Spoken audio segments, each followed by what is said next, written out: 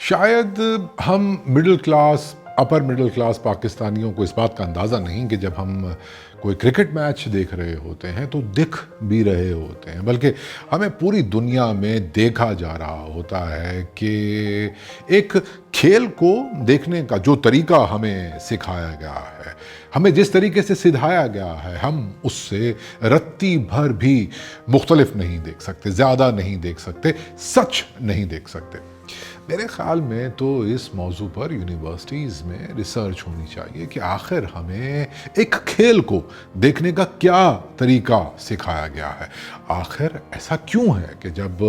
ہم انگریز کے اگینسٹ ہونے والے کسی کرکٹ میچ کو دیکھ رہے ہوتے ہیں تو اپنے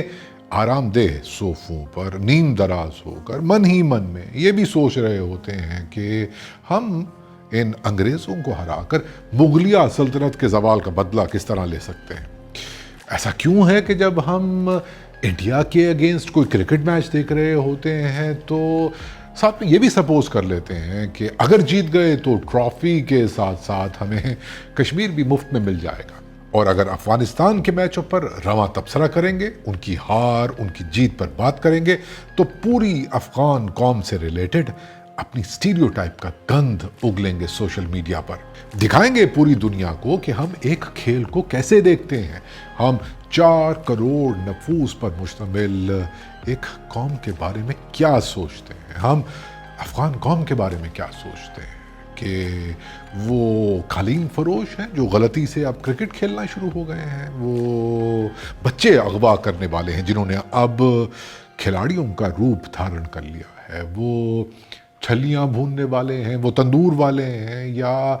وہ ایکسٹریمسٹ ہیں، غریب ہیں، مہاجر ہیں۔ اسی لیے نہ تو انہیں جیتنا چاہیے اور نہ ہارنا چاہیے، بلکہ انہیں تو کرکٹ ہی نہیں کھیلنی چاہیے۔ دنیا پڑھتی ہوگی ہمارے کامنٹس سوشل میڈیا کے اوپر، دنیا دیکھتی ہوگی ہمیں کرکٹ میچ دیکھتے ہوئے، دنیا سوچتی ہوگی کہ قرض مانگنے پر خودکشی کا وعدہ کرنے والا ایک نکما وزیر اعظم اور اس کے باغیرت فالوورز جن کی اپنی اکانومی بھیک اور ادھار پر چلتی ہے، وہ کیسے ایک قوم کو سٹیریوٹائپ کر رہے ہیں، جہالت کے ساتھ، غربت کے ساتھ، شدت پسندی کے ساتھ۔ جی، دنیا کو معلوم ہے کہ افغان کو نمک حرام کہنے والی قوم کو یہ نہیں بتایا گیا، یہ نہیں سکھایا گیا، انہیں اس طرح سے نہیں سدھایا گیا کہ وہ اس بات پر غور ہی کر لیں کہ ایک عام افغان کی زندگی پر ان کی خارجہ پالیسی کا کیا اثر پڑا۔ انہیں تو بس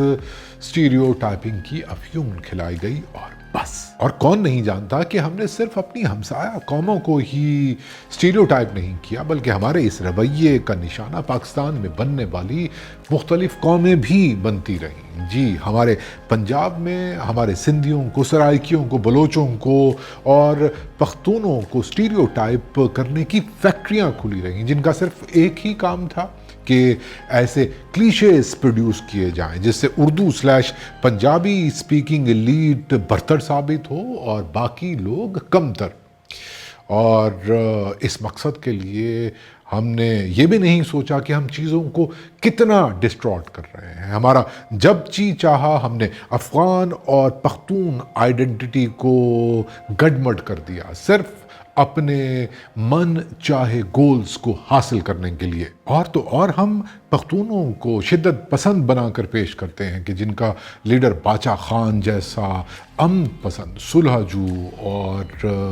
نان وائلنس کا پرچارک تھا۔ اور ظاہر سی بات ہے، مقصد اس کا صرف ایک ہی ہے کہ سینٹر میں بیٹھ کر پیرا فری میں بسنے والی قوموں کو سٹیریوٹائپ کرو اور جوڑ دو انہیں کسی پروفیشن اور کسی عادت، کسی رویے کے ساتھ۔ لیکن